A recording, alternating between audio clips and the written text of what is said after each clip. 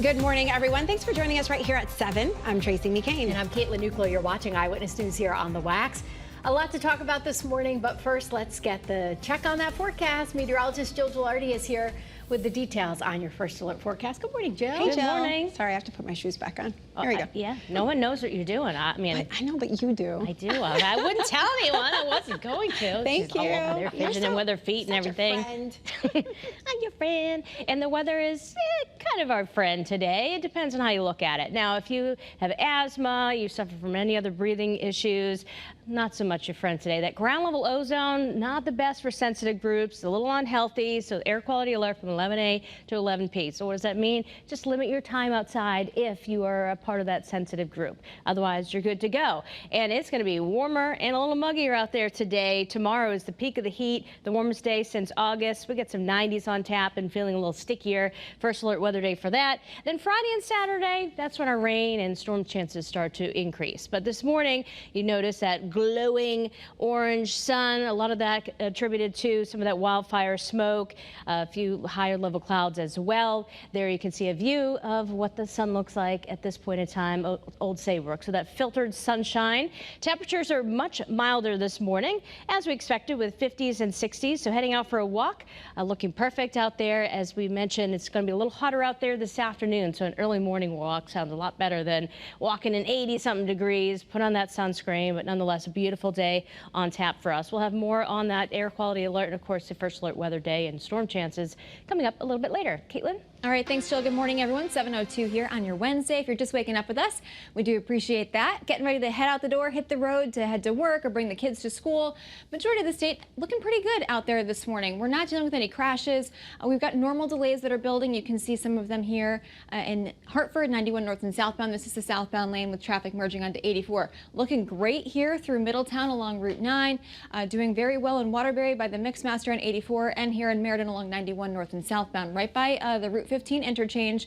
Again, we've got a lot of that daytime construction work that's getting set up that will slow you down. There's a lot of summer projects that have been underway, so make sure that you're giving yourself plenty of time to slow it down, move over. Remember, it's the law here in Connecticut.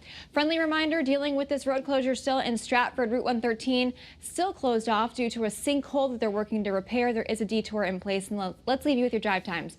Pretty normal delays, again, through the capital city, and then heavy delays 95 southbound towards the George Washington Bridge and the Parkway. Let's quick check at your Connecticut Chevy First Alert traffic report driven by your Connecticut Chevy dealers. Well, this morning, a crash near Retreat and Maple Avenues in Hartford kills a 38-year-old passenger. Police say the woman, Christine Camacho, was in a 2001 Acura that ran off the road last night, then struck a fence and 2 trees in a parking lot. Police say Camacho, along with the male driver and an 18-year-old in the back seat, were all taken to the hospital with serious injuries. Camacho was pronounced dead shortly after. Police are still investigating this morning.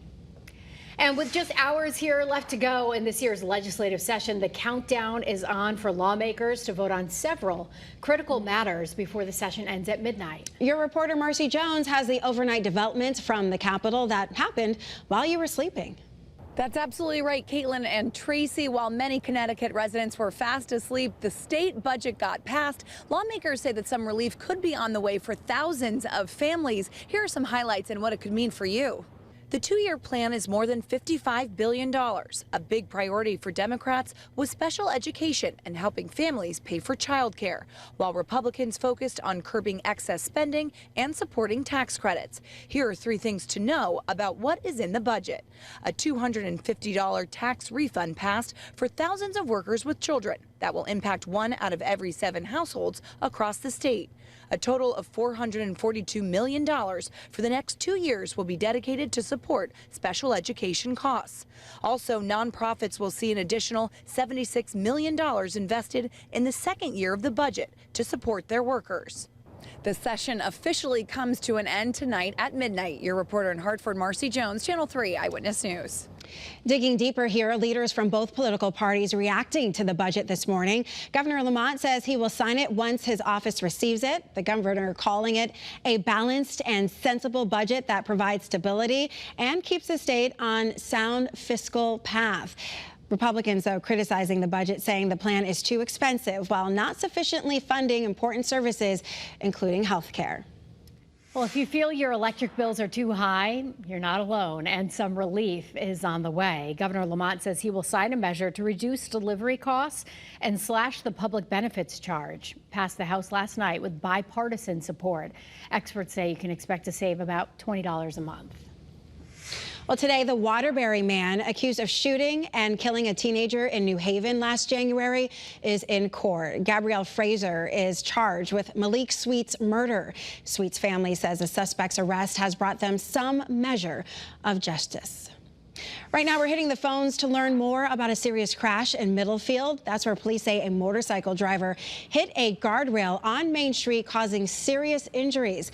LifeStar brought the driver to the hospital for treatment just after 7 o'clock last night. That road remaining closed. It's now back open to traffic. In Marlboro, police are investigating a car that crashed and caught on fire on Route 2 westbound about 6 o'clock last night. Take a look at the picture here from a viewer. Shows the car on its roof. Police have not said how many people were inside, but there have been serious injuries. Route 2 was closed for a while police investigated. It's back open this morning.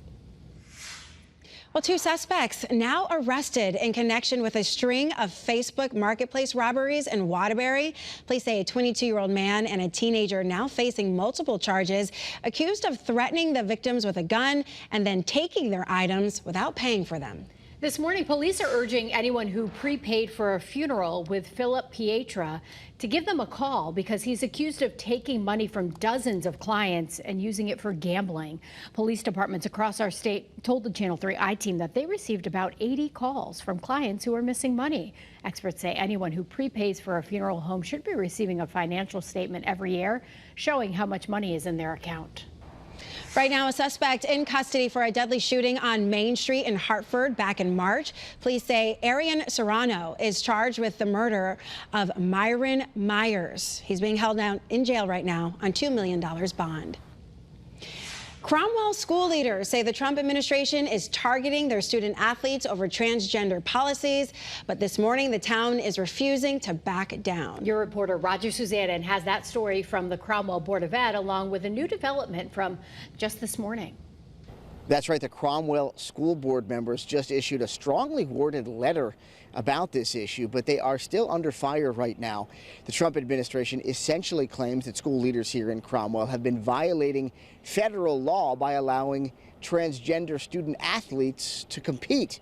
But school leaders here are refusing to back down right now, and now they're asking state leaders to step in and help them push back against this pressure. Now, yesterday, students helped lead a protest about this issue, many of them bashing the federal government for their stance. Here's the situation. The Office of Civil Rights argues that Cromwell school leaders have been breaking Title IX laws by denying equal opportunities to female student athletes by allowing transgender students to play sports. But Board of Ed members say they are just following state laws and CIAC rules and protecting the rights of all students. The clock, though, is ticking on this issue because the federal government has given Cromwell leaders until tomorrow to sign an agreement that would pull the plug on all Cromwell sports for this school year and possibly next school year, too. Right now, the federal government is also threatening to cancel about $1 million in funding for Cromwell.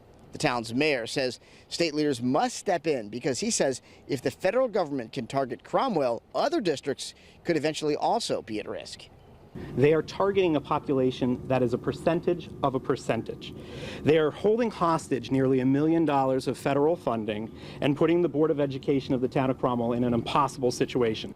And right now, school leaders here in Cromwell are asking the Trump administration to at least extend that June 5th deadline so that they can talk about this issue with federal investigators. But so far, they have not received a response.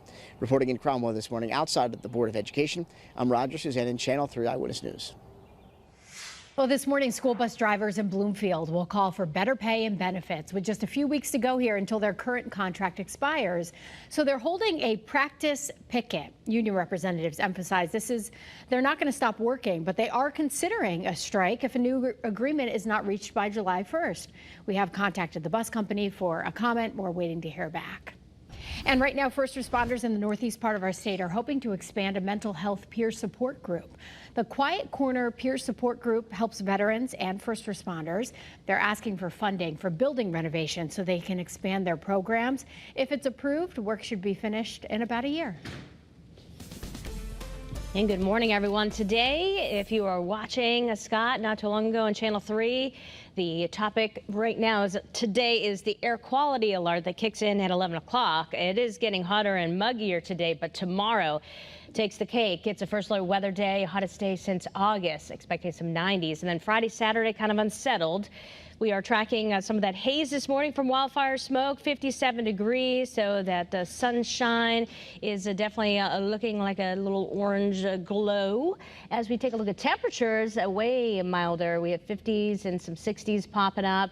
Working out in the yard today, looking good. Don't forget, some of these plants are starting to get a little droopy. So yeah, sooner than later, take a look at some of those hanging plants especially. You might need to give them a little drinky poo because it's going to be a little bit till we get some rain, but we'll talk all about that coming up in the next 5 minutes.